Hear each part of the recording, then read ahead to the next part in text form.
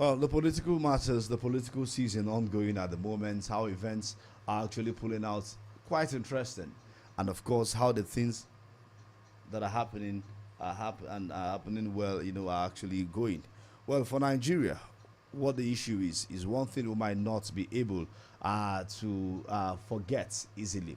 Well, the People's Democratic Party, during the weekend, we saw where they had a special national convention to actually affirm President Goodluck Jonathan as their candidate. That's a faction of the Interim National Working Committee led by Turaki, there. And from all the whole issue put together, I think the PDP actually is now presenting two presidential candidates. Likewise, on the Plateau now, where we saw, the former governor of Plateau State, during the weekend, from that, that very right up there, affirming Sunday Garba Biggs as the candidate for the candidate of People's Democratic Party. Also congratulating him on that very one. I think that actually drew the attention of a lot of Plateau people. And the question here is, how did we get there? But of course, from an elder statesman. Now the point here is, it was another faction, and the faction is really working while they're occupying the state secretariat. That's another thing. So it tells you that at this very point, who's occupying the state secretariat is presenting to you the candidates for the 2027 general election. But of course, you still await INEC. But congratulations from the, from one man, of course, who has made his name pronounced when it comes to politics.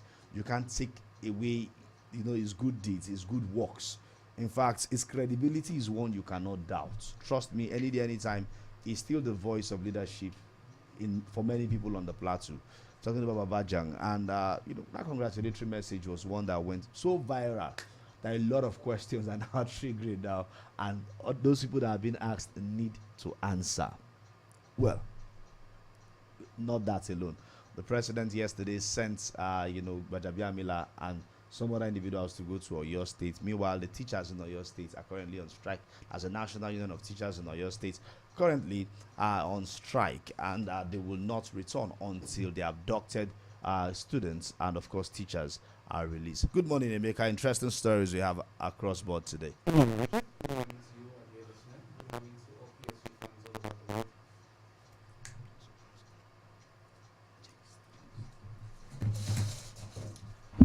Apologies there. Good morning, Richard. Good morning to you, our dear listener.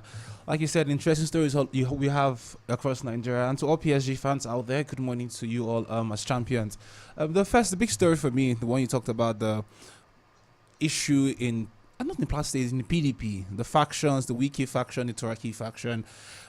I was speaking to somebody recently, and the person said, and I want to believe that this would happen, that both factions would have to come to the round table to find the middle ground. Because, like you mentioned before, I think it was last week when we had a conversation, where if you go to INEC portal, the faction on the INEC portal is different from the faction some would say are the most popular. The congratulatory message by former Senator Jonah Jang also raised a lot of questions. Is Sunday Biggs going to be the anointed candidate for the PDP? But like you also mentioned, we have to wait for INEC. It all depends on what INEC says at the end of the day. They are the umpire for the elections. If the umpire says this is the faction I recognize, then that's the faction they are going to work with. But I'm hoping that in the coming days or weeks, that both factions, the Wiki faction, like we like to call them, and the Turaki-led faction would come on the table and find the middle ground. How they would collapse the structures, I do not know how it's going to work, but it would have to. I think that we are at a critical point in Nigeria's democracy.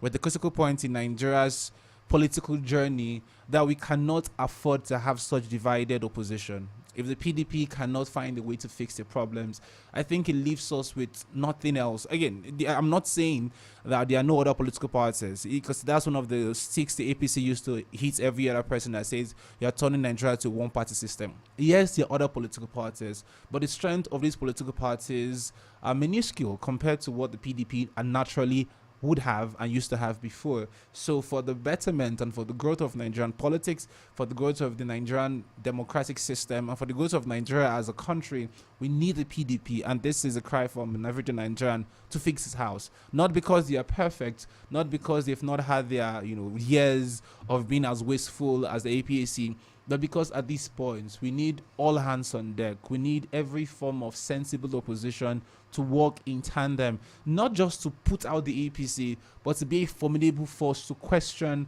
and to put the government on their toes. And right now, I'm saying this unequivocally, there are no real oppositions in that sense. The other guys, whether it's the SDP or the ADC or the NDC, while they are doing what they can, they are just birds in a jungle. Their Twitter are not as loud as a lion. So are you saying they cannot pull any threat? No, they can't. They are not pulling any threat. They probably at the moment because campaign has not been lifted to be able to go on. This other political parties do not have the goodwill of the people like the PDP has, do not have the financial structures that the PDP have, do not have the political and human structures like the PDP has. While they will try their best, while they can ride on goodwill for as much as they possibly can, they do not have structures. Here's the problem without having structures. When an idea doesn't have a structure, it can easily be broken down. It can easily be defeated.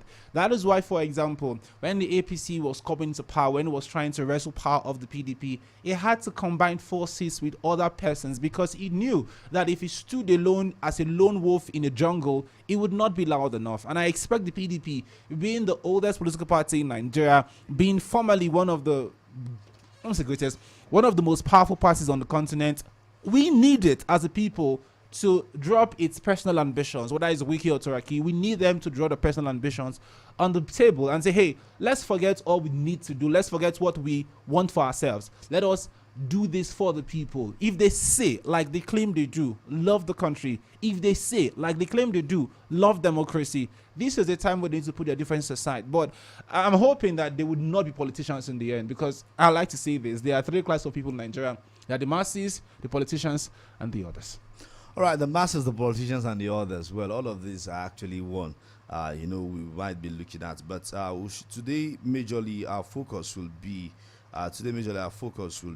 on the current insecurity. I mean, the current state of the governor. He celebrated 3 years. May 29 was the day they all completed 3 years in office. Not all of them. For some, it was 7, those in their second tenure. And for others who are off cycle, they did not, because we have states where they are off cycle. They are not doing elections the same time. Their swearing in days are quite different. Marking 3 years in office and, of course, having a Thanksgiving to celebrate that yesterday. We're expecting the Commissioner for Information, Right Honorable Joyce Ramnap, to join us here in the studio shortly to have the conversation. Well, before then, information, of course, reaching me just some few hours ago says at least 7 people were killed on Sunday night when terrorists opened fire in a remote village 15 miles southwest of Jos, the capital of Plateau State in central Nigeria. The attack in Gwamajang village, Foron district, Barikin Ladi area, local government area, targeted a women's gathering according to locals. Several others were injured in the attack by the terrorists, who witnesses say shouted Allahu Akbar and spoke Fulani.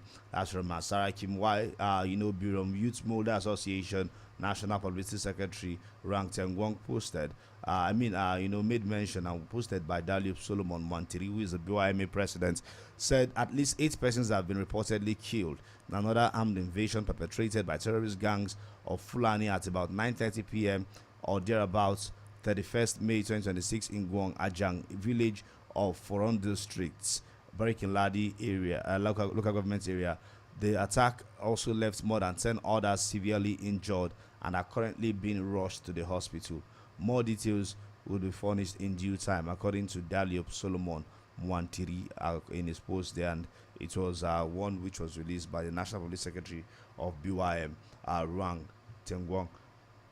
Emeka, we are at it again. The peace of the people being questioned. It's a recurring decimal in Plateau State's conversations, insecurity, and it a bit, I won't say surprising, but it's nerve-wracking that even when the governor have spoken fiercely about castle rustlers, has spoken fiercely about his terrorist group, has said he's going to speak to the security operatives, nothing seemed to have been done. Even when the people of the community, the villages and local government have spoken fiercely about the persons that have been perpetrating this evil and how they have demanded some response. I also remember that they said, and this is on record, that some security operatives were very much involved in this. Nothing has been done, nothing has been said. It feels from a person who stays in the States and who has seen this firsthand somewhat that it doesn't really concern the persons involved. Those who are supposed to protect the lives and property seem to not care as much. And that is not supposed to be. If these killings go unabated, if people continuously die, if men, women, boys, children, girls cannot go to bed with both eyes closed, if you are going to bed at night and you're worried that somebody who you've done nothing to will just come and massacre you either with cutlasses, machetes, or with guns, it doesn't bode well for us. Sometimes that's why when we celebrate, it feels like we forget that as much as there has been success, there's no success without security. There's no level of progress anybody can record when the people are not safe. And I know that the governor and the governments can't, create a shield, but there has to be some level of response. I don't think there has been response. It's been months. The Barrack and Ladi killings has been going on for months. It's for like a week or two, it feels as though nothing is happening, and then boom, something happens again. Would love to know why this is happening, even though as a Nigerian, Well, I as a expect human you to being. tell you why it's happening, because That's what I don't think I want to know why, even really. Even the people don't really know what exactly is happening. They don't know where they've gone wrong. The governments of the day cannot tell you exactly where they've gone wrong. That's another thing. You wouldn't also expect that at this very point of ours, or you expect at this hour that we are at this very point, Emeka, that somebody will be able to sit down and tell you the exact problem we are facing at the moment. A very good example is this. People are being killed by the day. Governments are not being informed before the killings happen. No, of course. Okay, the people in government don't know about the kidnaps that happen according to them. You get it right. Now, if all of these are happening, talking about state and local governments, all these things are happening. Now, the question you ask yourself is, what road did they follow? How did they get to where they got to? We've talked about our borders over time. We've talked about how people get to move from one location to another without being checked properly. How people move with weapons without scrutiny. How people feel they can just... Have you asked yourself, how do these people get their weapons? How do they get ammunitions? How do they get all of these things put together to reduce the lives of people? Now, you don't expect people who are living healthy, hale and hearty. They've seen the day. Like, okay, this day is already going down, right? This day is already going down. Maybe we need to have some rest. We've had a successful day. At the end of the day, the day will not become successful in less than hours, not because they are sick, not because they fell down, not because anything happened, not because a roof fell over their head or something, but simply because some people have said it is a crime for those people to live. The question we keep asking ourselves is, how did they find these weapons? How do they go through these roads, this route they go through, even if it's the forest? Today we have forest guards. But until once something happened in Oyo State was when the president is sending 1,000 forest guards. To do what? I find it comical. It's not just to segue a little bit. And what if those children are not in Oyo State? What if they're not? We don't even know where they are right now. I find it comical that we have a government across board that are more reactive than proactive. I remember listening to a statement by the Oyo State governor. I don't know where he was. I was speaking to his people. And he said that Amotekun was very effective in protecting the lives and properties of people in the southwest. But, and this was his words, not mine, Lagos State were the only states in the southwest who did not agree to Amotekun. And he also mentioned that they did not do that because the president, who is obviously the political godfather in Lagos State, did not want them to. And also remember when Amotekun was being questioned, and I remember people questioned, oh, this is not supposed to be. And it all felt like it made sense at the point for some people. But now that we are seeing that the insecurity that was supposedly a staple of the middle belt and the north and the northern path is now coming to the south, and now they are now asking questions. And like I said here some weeks ago, when insecurity persists and the president says to us, oh, I have spoken to the legislators to get us state police. As a Nigerian, I laugh and I ask him, sir, we are not stupid people. This same president, when he wanted the Electoral Act to be passed, This same house, these same people who sing on your mandate we should stand, who have consistently shown that they most likely don't even have a voice of their own, and they answer yes as the president. What about the new tax law? They pass all these laws without even flinching, without even letting the opposition even question it. Nigerians did not even. In fact, We really had no idea what was happening. In fact, all of the public hearings that were done for the tax laws, if they had adhered to those hearings, it was telling them not to start at that point. So they passed those laws. Now, when it comes to state police, the one that protects our lives and properties is now the one that he's now begging them to. Here's a Nigerian perspective. He has not said anything to them. He doesn't really want it to happen. Because if other things that has benefited you personally in terms of tax, because he's a tax collector, like they say, if all these other things have been passed without flinching, if $60 million loans are being passed without anybody questioning it, why is state police the most important part of our security right now, at least in conversation? Why is it taking forever to pass? It means that one, either you're not telling them enough or you're not telling them at all. And so it's disheartening for me as a Nigerian when these things happen. But again, like we often say, hope is the only thing we have right now. Hopefully, security becomes a priority for the government, not just the state government, but also the federal government. Well, it's a very sad situation. That's what happened in Barking Ladi yesterday. Last night, took place. Well, women were just having their gathering. All of a sudden, 8 of them were killed, according to the BYM report. Well, like we told you, we'll be having with us this morning the State Commissioner for Information to tell us about exactly the 3 years in office of His Excellency Barrister Caleb Manasseh Mutfwang, the progress we've gotten so far, and some of those challenges they are facing. And of course, also, I will also want to know how well the 3 years has been or have been for them. Very good morning to you, ma'am. Right Honorable Joyce Ramnap, the Honorable Commissioner for Information, Plateau State. It's a pleasure to have you this month, the first day of June. Our first guest this month. Happy New Month. Thank you very much, and good morning to both of you in the studio, and good morning to the good people of Plateau State, and Happy New Month to all of us. I must compliment you. You're shining. Really? Yeah, you're shining. That's your own definition of shining. All right, let's get into the conversation proper. Well, 3 years after, what can we say about Barrister Caleb Manasseh Mutfwang's administration on the plateau? Is it better off than what we've experienced before now? No comparison, though. Thank you very much. As I was coming, if you will permit me, let me begin by sharing my own opinion on certain things. Okay. Sometimes experience exposes you to certain things, and you know the much that people are doing to get things done. And I'll begin by appreciating the role of the media houses, the role of journalists, the role of security operatives, the role of hospital workers, those people that work round the clock to make things happen in the nation. I know the pressure of the rain today and how it was destructive. Transportation was a problem, all of that for those that have to be on the move. And to get here and to see that you're already in the studio, it means that there's a lot that people put in place to ensure that work is being done. So I want to thank you and commend you for your selfless service to ensure that things are done.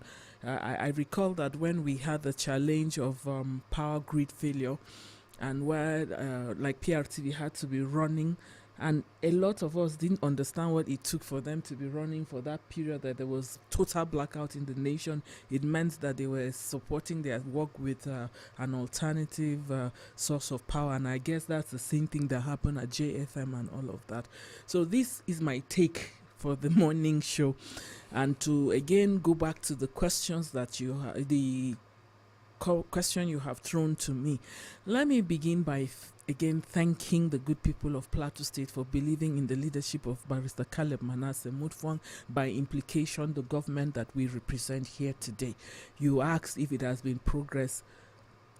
Yes, and yes. That will be my response to the progress.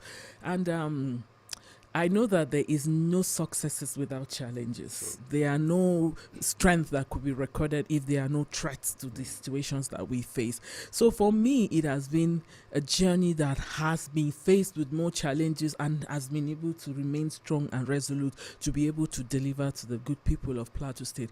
Thankfully, you said it is no ground for comparison. But if you look at the journey so far, where we have come from and where we are today, you can for sure say that, know that we have made progress. Look, nobody is taking the challenges out of what we are facing. I recall that a few days ago I was on air at a station, and the person asked me if we have made progress. I said tremendous progress, and he said in spite of the security challenges. I said yes, that is even what makes it progress, because if you have the challenges and you're still rearing your head, there are challenges that can bury a man. Okay, there are challenges that buries you as an individual. There are challenges that buries the government. But if we are still here and we're able to deliver the much that we're delivering, it means that is progress in itself. Now, what do we use as measures to be able to say that, oh, we've progressed or not? We have not progressed. Yes, I know that the leadership of Barrister Caleb Manasseh Mutfwang did give his word that he should be able to do for the people of Plateau State as a mandate. Now, when you have your own will, or you have your commitment as what you will do, and you're being challenged by that, and you're making the right effort in the right places, that does not mean that you have not done anything about it. You have done, but the complexity of your challenges keeps going. I likened the situation of Plateau State to a situation where you as an individual, you start having headache. And then somebody tells you, oh, you need to rest, as a way to treat headache, which we all know sometimes is stress that prones it. And then you take that rest, and they say, oh, take water. You take the water. And then the recommendation again is, okay, take paracetamol. You take paracetamol. Another recommendation is to do this, you do that. Now, that does not mean that you have not taken the steps to get your headache cured. But there could be certain things that are still causing that headache. Now, this is where we're faced with as a people in Plateau and as a government in terms of the security challenges that we're facing. It's not because the government of Barrister Caleb Manasseh Mutfwang have not put the right systems in place, or have not done the bit that is expected of him or as a government. It's not because we have not done that. But like I said, the complexity of the challenges is what keeps escalating that. Now, if you get this kind of my analogy of headache, and it keeps going worse, what do? Would people say that, oh, because you still have headache, you have not done well? Or will people say because you have headache, you are a failure? Will people say because you have headache, this is the thing? All we need at this point is that let us again work as a team. Let me tell you, I just overheard your conversation, even though I guess that part of the conversation was not overheard. I heard your conversation while I was driving in the car, where you were thankfully making reference to the National Assembly on passing the state policing. No, not state police. On other bills, the president requested. Okay. But the state police is still hanging. Now, what does that tell you? What does that tell you? Security is everyone's business. Until we take responsibility. I keep saying that we must all take responsibility.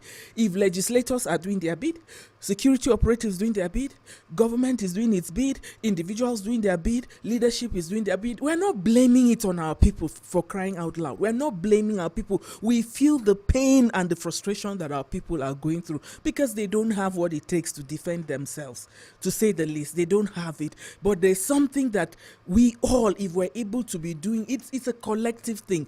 The issue of security is so complex. But what is that one so thing complex. we should be doing as people collectively? I hate to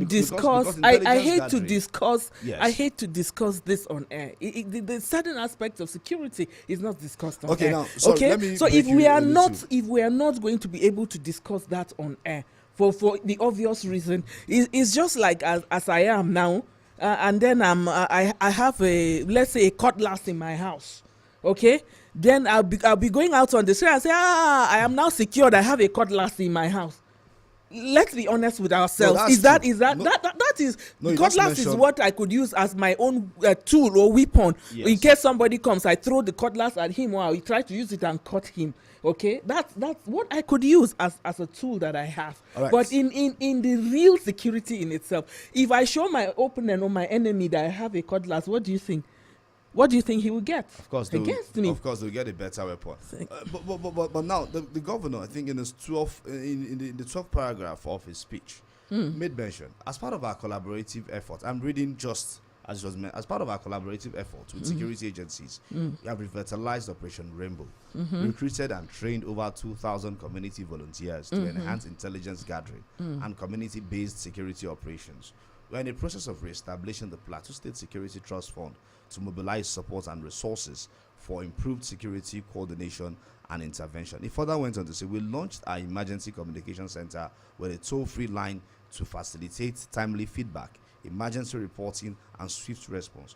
We also established the Plateau State Activity Center, equipped with modern surveillance technology, including drones and CCTV cameras to boost monitoring and strengthen security surveillance. And continues. But the question here is, how fast will this help us deal with the issues we have on ground? Because these people are not dealing with policies. Talking about the enemies, they're not dealing with policies.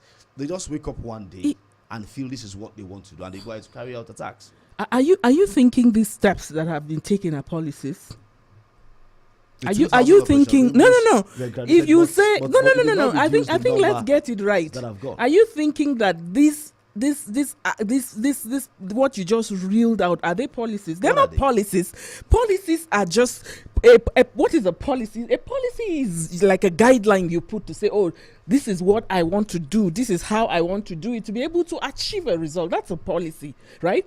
When you already have trained 2,000, you employed 2,000, and you brought them out, and is that a policy? That's not a policy. That's a policy that is being implemented right there. Well, okay, when you effective? Excuse me, if you are able to get a center, an active center, to be able to give surveillance to an area, that is not a policy. That is a policy that is already that's implemented. Program. Yes, that's what it is. Like I told you, that there's a complexity in what we are faced with. That's why you see it keeps coming with different fold. And if we look at it at a collective level, it is easier for us to get a solution out of it. It is not some failure on the part of Barrister Caleb Mutfwang. Even though Barrister Caleb Mutfwang will continue to stretch his limit, continue to do the much he can do to ensure that we find lasting solution on this that we're faced with. But that does not mean it's failure on his own part. I recall that we had identified that there are certain areas where we tend to have influx from outside of Plateau. They launch this attack and then they disappear and then they go to some other places. Imagine if the much effort that we're doing in Plateau, can we go and control state policing in Nasarawa State? Can we control it in Bauchi State? Can we control it in Taraba State? These are the states that are border states to Plateau State. You know the vast lands that we have in these places. I come from one of those boundary local governments where it borders Taraba State.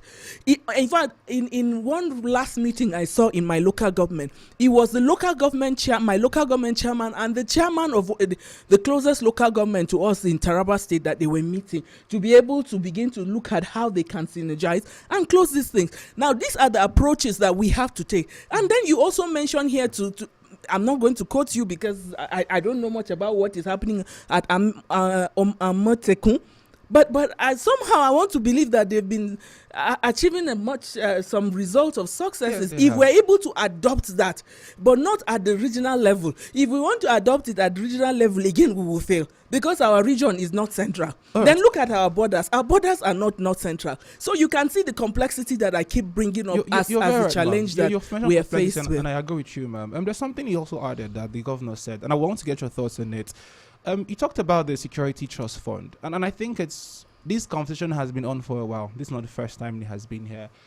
I won't. When was it? When was the conversation on the trust fund? I've heard about the Security Trust Fund for like at least 3 years now. Where did you hear it from? I remember the conversation we had. I can't remember who had it with. Don't say things you don't know. No, please. hold on. I'm not. Let me. No, I'm very serious. No, I have a question. Very serious. My no, question. You couldn't have said that you had conversation on I'm the not trust saying, fund because the Security Trust Fund is just a new initiative that we brought in. Re-establish. Yes. So he said he had it 3 years ago. It has been 3 years. As if it's something that we brought and it wasn't Let me ask a taken care of. My question is, what's the plan for this trust fund? Because when there's a trust fund, there has to be people that have to put money into it. What's the plan for this trust fund to be funded? Okay, it's good that you even know the trust fund more than I do, that it has to be funded. And if something has to be funded, will you not source for funds for it before you put the funds into it? And again, I hope you understand that even for all these aspects of steps that we have taken, they are all steps that are also funded daily. I mean daily. When you have a security challenge, it's daily funding we're talking about. So if we are talking of the state, the security trust fund, again, you know that it's something that needs some serious funding too as well. It is not for me to sit on air and tell you that it will be funded tomorrow or day after tomorrow. Let's be very realistic and deal with the issues with all seriousness. Okay, let's quickly move on home security because we might go on this circle forever. The governor also made mention of his success in education. But some would argue that these successes are not enough, given first how much the state government gets in subvention funds and the challenges we face in terms of education. For example, he made mention of innovating over 500 classrooms, distribution of materials to students. On a scale of 1 to 10, how would you say the government has done in 3 years in terms of education, primary, secondary, and tertiary? I do not want us to take words from the street to be a yardstick for measuring performance. But if you want to measure your performance, you take it from where we were. If we have renovated 500 classrooms, it means 500 classrooms were not renovated in the past 3 years before our coming on board. That's how you measure success. That's where we took off from. So if you want to measure success, you measure it based on what we've been able to achieve, and not to say that, we've not done enough. Let me to say the least. The shirt you're wearing today, when it was 3 years back, how much did you buy it then? How much are you buying it now? People just say things without having the true grip of what is the reality of Nigeria today. How much was a bottle of water then? How much is a bottle of water today? How much do you buy? I was shocked. When I told them to buy just small potato because we had less number of people in my house. I said, don't buy a bag, buy just one bucket of potato. And they came back, they couldn't buy the potato because then if you were buying that quantity of potato, you were buying it around 5,000 or 3,000 then. And today you're buying that same bucket of potato for over 33,000. That same potato that you're seeing is over 33,000, to say the least. Now, would you now measure for somebody who had 100,000 or who had 50,000 buying potato 3 years back, and somebody who has 100,000 buying the same quantity of potato today? There is no ground for comparison. There is no ground for comparison in the light of what is happening. The purchasing power of our money now, there's no ground for comparison. That same money you had then, the 100,000 you had 3 years ago, is stronger than the 300,000 you have today. Is stronger than the 300,000 you have today. If we want to be realistic to ourselves and we want to say the truth about this thing, I mean, we have done well. We have done well in terms of the education of this state. We did not only renovate it, we built the classrooms. We did not build the classroom, we gave supporting services to ensure that education is improved upon. Go and check your records. I know you do investigative journalism. Check the records and see if we've ever had a number of sponsorship or scholarships for international students as we have today. Go and check the records. It's not for me to say. Check the records.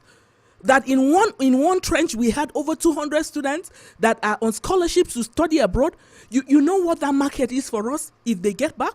Because if we are training, we're not saying that our schools is not enough to train, but you know that there are certain markets that your exposure gives you more than others. For instance, if people write it on their CVs, countries visited. They are making themselves marketable by saying that, because it means you've learned other ways of doing things apart from the one that you know. There is no way if UN or World Bank or whatever, or an international organization is sourcing for people. Let's say they are sourcing for a medical doctor to advise them, and they find a doctor who studies in my state. And then they find a doctor who has a degree in another country, has a master's in Nigeria, has this one exposure in another country. He's more marketable, to say the least. He's more marketable because he understands global trends. He understands how the world is run. So that's why we are also equipping ourselves. We're not only doing that in that field. We also had experts that we train in the aviation sector.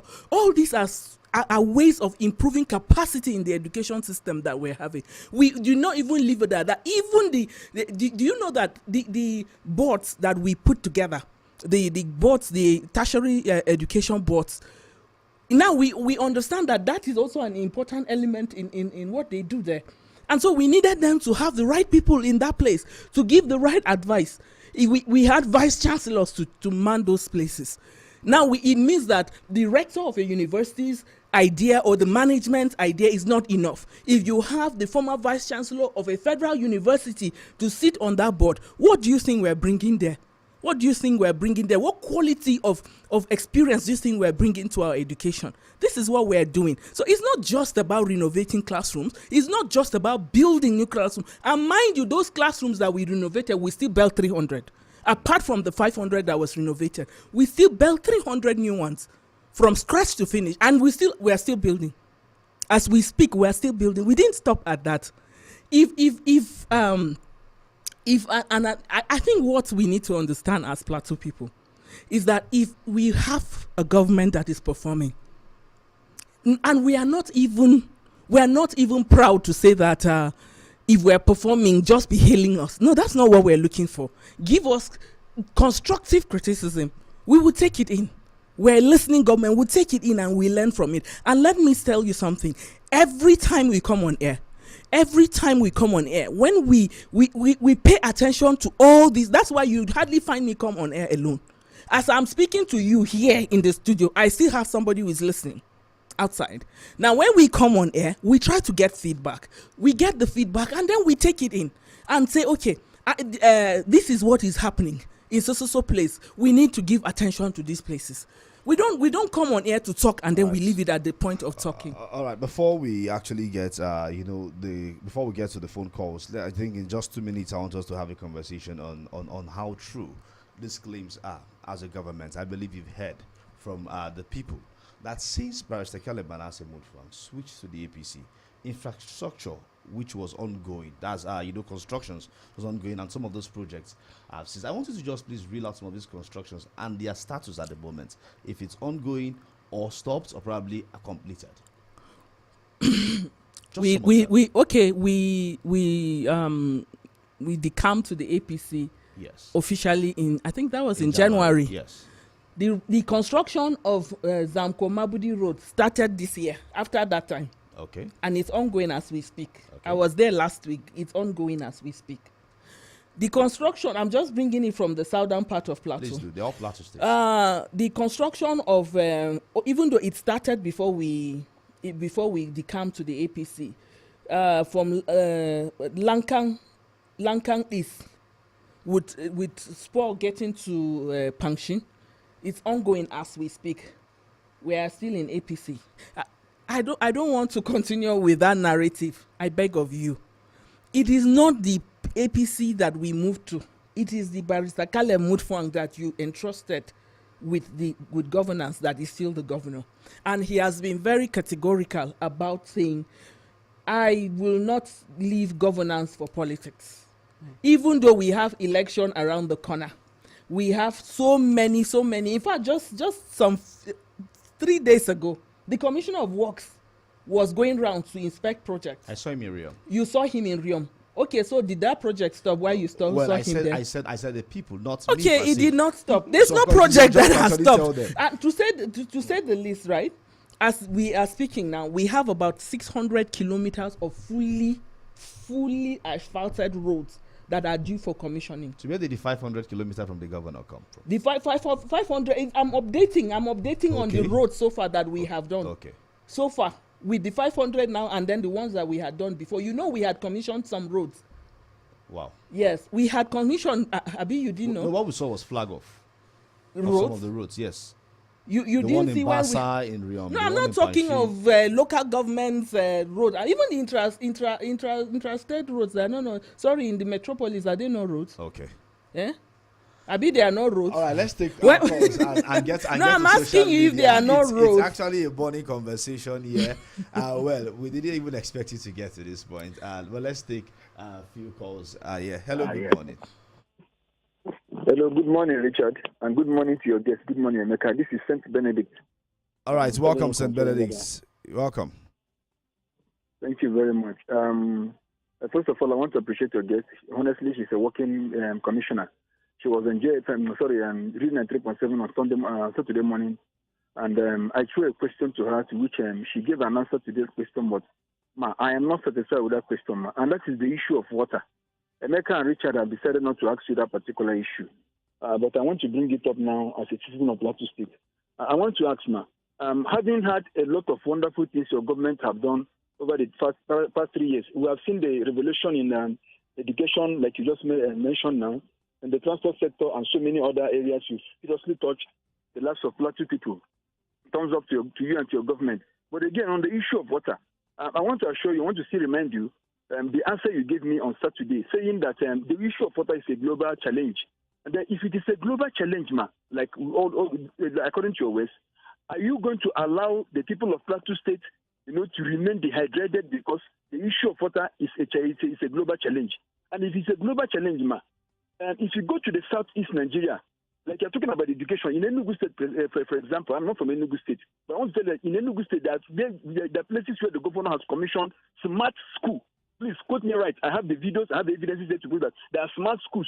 If you Google Enugu State about education, the education in Enugu State, you see what is called smart schools. And in that place, the governor does not rely on the global drought of water. He provided the issue of water is not a problem, it's a challenge there.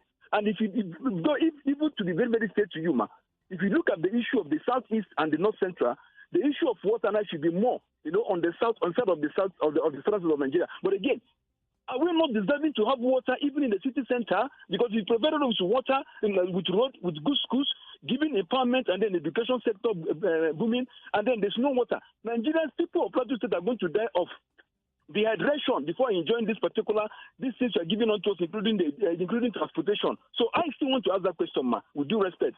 What is the government doing concerning this particular drought, according to your words, that Nigerians, the Plateau people are suffering? That is my question. Thank you very much. Thank you so much, Benedict. We'll get back to you. Let's take other calls. We'll surely get the answer. What are government doing? The issue of water. Hello, good morning. Hello, very good morning. Good morning to you. Welcome to the program. Thank you very much for hearing this voice. Very new. Mr. Richard Badu, congratulations to you. Welcome back, sir. Thank you so much. Emeka, good morning. And Honorable Commissioner for Information, good morning. Good morning. This is the voice of the voiceless on the plateau, Comrade Dadouanti Solomon from Angwarukuba. You know what? What do sometimes disturb me is that the government has projects, as you said, Commissioner. What happened that you are not commissioning all those projects? You are almost taking up to 4 years now, madam. You've not commissioned a project, most especially in terms of infrastructure. Where are those projects? Project is not all for you to come on here and be speaking that we have that you've done well, you've done this. People need to see it. The projects are not seen in paper, seen on paper. We should see it practically. We should feel it and we touch it. The only thing to know, for the public to know that the government is working to some of us. We should see the government commissioning all their projects. But that is not what is happening. Why are you quiet if really you have projects, madam? Well, let me speak about issue of security. You know what? I don't know. We have a number of security organizations. We have Agro Rangers. We have there's another what do you call that? The other one Operation Rainbow. Operation Rainbow, and we have other one too. Which one is the government prioritizing? I'm asking this. I don't want to blame His Excellency for conventional security because all those powers belong to Mr. President, and of which I have read that as a complete failure. The conventional security, the power is too much on Mr. President. Security power should be decentralized and give to the governors. The security men, the governors are controlling, they are armless. That is just the truth of it. The Operation Rainbow and the Agro Rangers, do they have enough weapons to face all these terrorists? And they say security is everybody's business. Then they should arm all of us so that we should know, so that we should fight each other. Why are they saying security is everybody's business? If security is everybody's business, let them give us all AK-47, all of us. Where do those Fulani have AK-47? Where do they get it? AK-47 is a conventional lesson gun. And while they are leaving the people in the hand of the terrorists by saying that security is everybody's business, please, the government should prioritize. And I'm urging Mr. President, please decentralize the security power, most especially to the governors, so we should be able to hold our governors accountable. If you talk to the governors, they will say they are not in control of the whole service chief in their state. Where are we going? Can we control like this? So I'm appealing to the government of Plateau, please do the needful. And I'm advising the governor to make clarity. Go out and commission your project, Your Excellency. Commission your project. That's my advice. Thank you very much. All right, thank you so much, Comrade Antibas Solomon there. Hello, good morning. Hello to you, Mr. President. Good morning. Congratulations on your wedding. Thank you so much. Thank you. And thank you. This is Godwin calling from Lamingo Road. All right, Godwin, good to have you. Please speak to us. Yes, you see, it is very unfortunate to be very sincere to ourselves as a people and also to our God. The situation that Plateau State is in under the Mutfran administration. You know, Plateau people moved in mass to vote for this government of the day, and the government, unfortunately, has become separated from the people.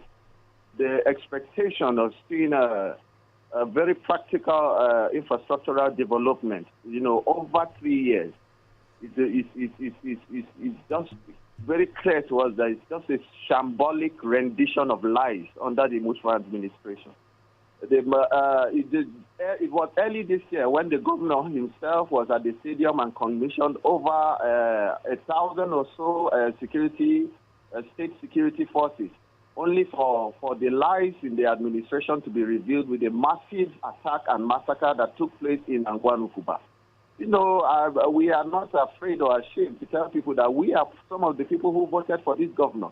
But I assure you that this man has brought us shame. And, you know, for the commissioner to be in the studio and to mention that security is everybody's business, I don't know whether the commissioner has the fear of God at all. When you say that the security is everybody's problem, business. I wouldn't want you to actually place attack on our guest. Please just make your point. It's very important.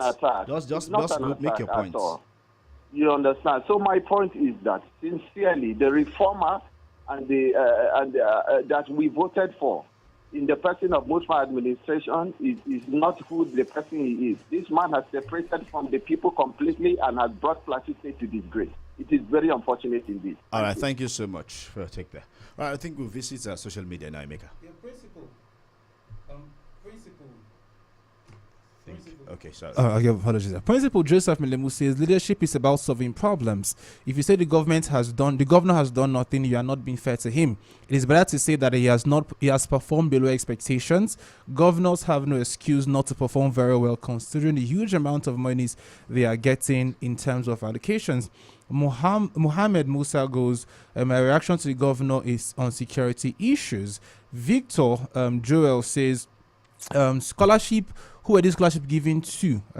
He's insinuating that scholarships were given to immediate relations of the government. Also, I think about the scholarship. Sorry, let me just. I know of two people who are not children of the rich or children of politicians who got the scholarship. I know of two people. So please, you can go ahead. All right. Ayodele Lagbabiaka says the government should stand up and end insecurities.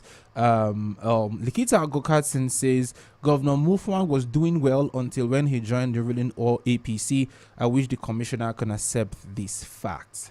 I've got a number of comments there, but because of want of time, we can't take every one of them. We'll get one more call before we leave, Richard. All right, I think let's do this. Hello, good morning. Hello, good morning. Good morning. Your name and location, please. I'm Bello calling from Bochum. All right, Bello, please, you have the floor. Talk to us. First of all, if you want to have a privilege to call, at least, if you respect the guest, anybody who's in the studio, not necessarily that we must all agree on the same thing. We should have respect for our guests in the studio. True. Yes. So people should take note of that. Governor Caleb Mutfran, look, if unless you don't want to say the truth, this man, he has done a lot. He has tried. The issue of insecurity, and he's not only on the plateau. He's trying his best. And there's no time that security, this man does not talk and do what he's trying. So let us give them a chance. Let us give them a chance. All right. And I know by the grace of God, we are going to see an end to the insecurity in the state and the country at large. By the grace of God, it's any of the states, any of the countries that are causing the security. And the commissioner said, security, everybody, this one thing don't say, how will you have the security? All right. Thank you so much for your take there. We should know what we are saying. We should not be attaching to anyhow. All right. Thank you so much. Well, just like he said, I think we should have great respect to our guests because bringing these people here is quite tough sometimes. You don't know what we go through, the hours of calls, the moments of worries in bringing these people here. Please, you don't know the conviction that actually goes. Let's try to give them, in as much as we have our anger in us, let's respect them. Ma, you've heard the calls and the comments. You've also heard reactions from people. What do you have to say? Thank you very much. Let me begin by appreciating the callers, those who have raised genuine concern about the leadership of Barrister Caleb Mutfwang. One thing I've been saying and I'll continue to say is that the more people say things like this is because they know he has the capacity to do, which is something that is an advantage for us. So we take it in as somebody. Nobody gives what he doesn't have. If we do not see Barrister Caleb Mutfwang as a leader who can do something, you wouldn't be expecting it to come from him. That's to say, to respond to that. Yes, Mr. Sent, I remember you called me 2 days back on Rhythm and you raised your concern about water. I only try to bring out the main issues around water issues that is global, and it's a fact. I'm not saying it because I'm justifying that we don't have water in Jos, but we keep forgetting that even this water in itself, the water level is going down. Whether we accept it in the studio or we don't accept it in the studio, this is the challenge. I also try to x-ray this challenge that we're faced with. There are areas that you go to in Jos, you see water will just be coming out from the ground. I'm sure there used to be one around Plateau, the House of Assembly. There's one water area there. There's another one around Abattoir. Okay, this challenge is born out of the obsolete water pipes that we have. I remember I mentioned to you that those pipes were laid 40 years ago when those pipes were laid, and the pipes have worn out, and once you release water, the pressure of it also comes and it bursts it furthermore, and that escalated our problem on the water issues. I also tried to, even though I didn't explain that one to you, I told you the initiative that we have taken, that we have to start a new reticulation project on the water. And we launched this in March. It's an ongoing project. We started in March. Let's be honest. March till June 1st today. Is it possible to reroute water in Plateau State and get water at everybody's house? No. And this is why we took the initiative of saying, okay, let's begin by even supporting those areas that have this acute water shortage. I also told you that the way you're having it here, I'm also having it in my local government in Langtang South. Thankfully, the governor even mentioned it yesterday at the Thanksgiving service. The same water tankers that they sent to Tudunwada, right, they sent to Angon Rukuba, they sent to your area. It's the same one they sent to Langtang South, they sent to Jos East, all the areas that have serious water problem. So it's not as if they have to draw the curtain. No, I wish I had the time to answer some of these questions that were raised. And let me also plead with us. If we all have every government has its area of priority. That's why every government comes with its agenda. And the agenda of Enugu State cannot be used to judge the agenda of Plateau State. The challenges of Enugu State is not the same challenges that we're having in Plateau State. Right. That is no ground for judging. Well, thank you, so the person who mentioned that we need to commission projects. Well, thank you so much for your time. I think the news team will be coming in anytime soon. And if they do meet us here, to the extra for me. Emeka is laughing, he knows what will follow suit. This is where we'll draw the curtain. Thank you so much for joining the program. Honorable Commissioner for Information, Honorable Joyce Ramnap. It's always a pleasure, but you didn't make much effort to get me into the studio. I've made it a duty that I need to inform the people of Plateau State. So don't send that wrong narrative that you make a lot of efforts to get us into the studio. No. I carry my legs to every studio on the plateau. I take my legs. Thank you so much. And I also want to plead that you people we don't really have much time. I think we just have to go. Well, it's a pleasure once again. My name is Richard Badum. My name is Mikael Mace. Like I always say, forgive your oppressors if you must, but do not forget what they've done to you. All right. Attention, please. We've switched to what radio means. This is a whole new experience. Radio, more urban and relating. 101.9 FM. Ke tsaya tukuna, shin kafin ku siya wannan multivitamin din kun tambayi